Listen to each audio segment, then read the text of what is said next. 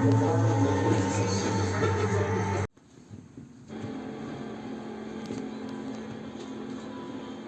на плошчы яшчэ раслі мае любыя клёны, а адным з іх была расколіна. Яна служыла нам для сувязі. Ніхто з нас нават не спрабаваў высачыць іншага. Мы, зладзеявата азіраючыся, укладвалі ў расколіну свае таемныя лісты і ўцякалі, што ёсць змогі. Я, атрымаўшы твой ліст, заўсёды збегаў з заняткаў, каб спакойна прачытаць яго сам адзін. Ты заўсёды пісаў доўгія лісты, я ганарыўся гэтым. Мне было прыемна атрымліваць такія вялікія, здаецца, разумныя лісты. Не ведаю, што ты там думаў тады аб адказах, наіўных, старанна выпісаных на паперы ў касую лінейку.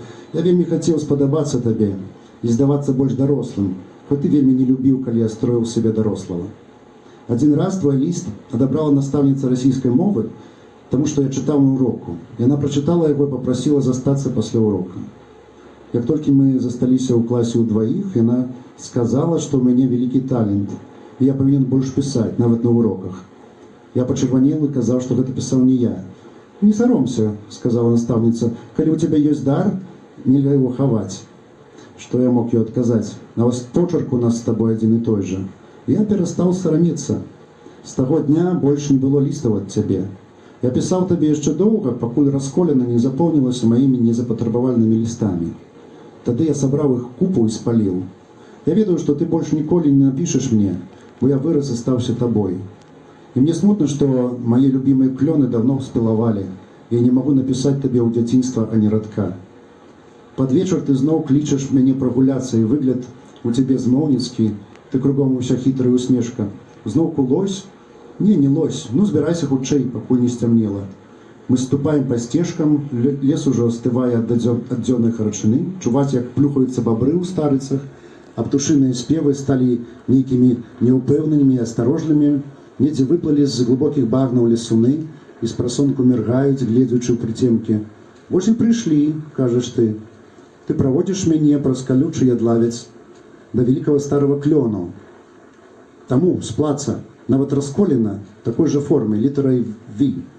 Я аглядаюся на цябе. Што? Ты ведаеш, там ёсць для цябе пасланне. Вазьмі яго. Адкуль ты ведала? Ён зноў напісаў мне. Я напісаў яму адказ. Усё па-ранейшаму, толькі я кажу зараз не ты, а ён, а ты, я кажу табе. Ты прысягаешся, што ты тут зусім не маеш дачынення. Я веру табе, хоць і ведаю, што ты ўмееш выдатна капіраваць почерк. Адхай. Проста я прыгадаў, тады ў лесе ля клёна я ўбачыў ласіныя сляды. А можа, мне здалося, бо было ўжо цёмна. Я не забачыў ніякой розніцы з таго, што было. Ну, склепы, крамы, магазіны. Гродна застарыўся, напэўна, больш старых людзей на вуліцах. І пасля В'етнаму, ну, вядома, што там во В'етнаме заўсёды на квадратны метр будзе 50 в'етнамчыкаў, так? І ты заўсёды сярод людзей. А у Гародні было так пуставата. І вось гэтая пустка пад крыкі гэтых чаек, гэта мой такі лейтматыв таго, што я чуў, як я быў удому.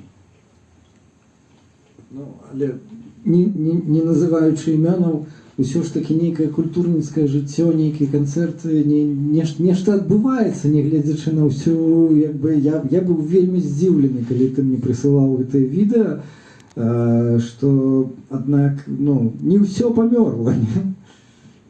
Не ўсё памёрла. Ёсць людзі, якія займаюцца музыкай, нагрываюць, пішуць, і мне пашанцавала з імі папрацаваць у чэрвcu, і я вельмі цешуся, што гэта вось так вось развіваецца. То бок ёсць нейкая падпольшчына, такая. Ну, гэта маладыя людзі, яны вельмі талентавіты, яны, не ведаю, яны да мяне ставіліся так, як да старога дзеда, які з німі там хацеў зладзіць. Ну, але так, надзея ёсць, і я быў вельмі ўражаны.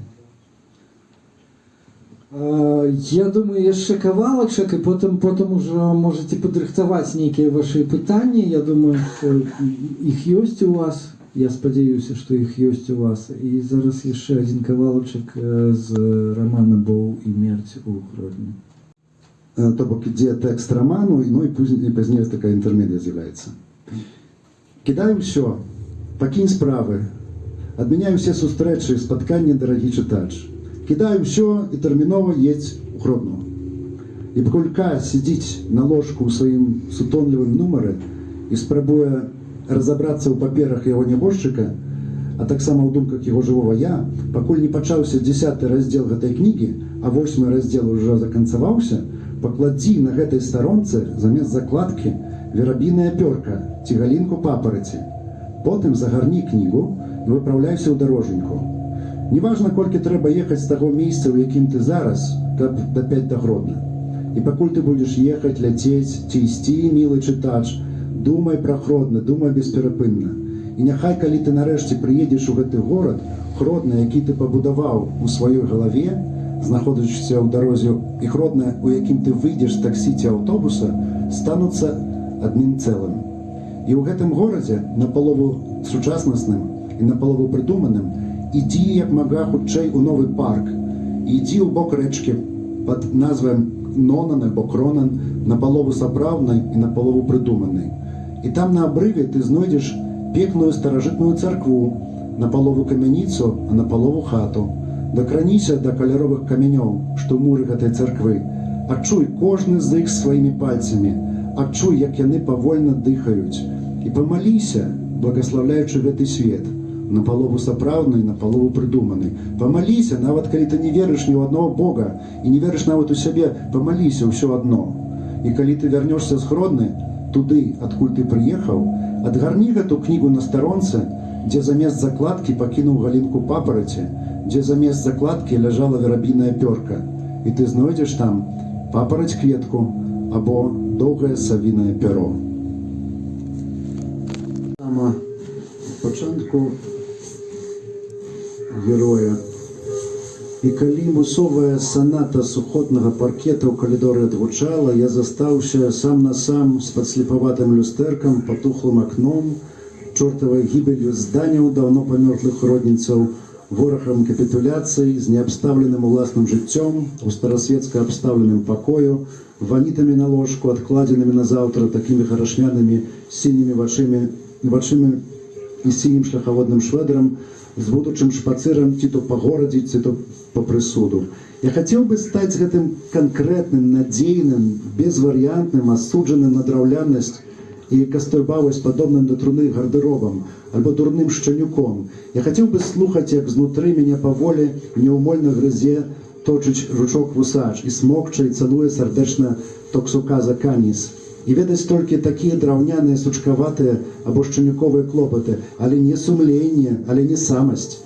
Я хацеў бы ганарліва заявіць: я заўсёды быў эмерекс палітры. Я не паўтон, не адценне, не пастэльная напалову упэўненасць, не акварэльны несмелы пацёк. Я бы быў чорным, грыфельным, злосным алоўкам. І мяне б выбіралі са скрынкі, каб не маляваць чорта, ноч або неўзаемнае каханне.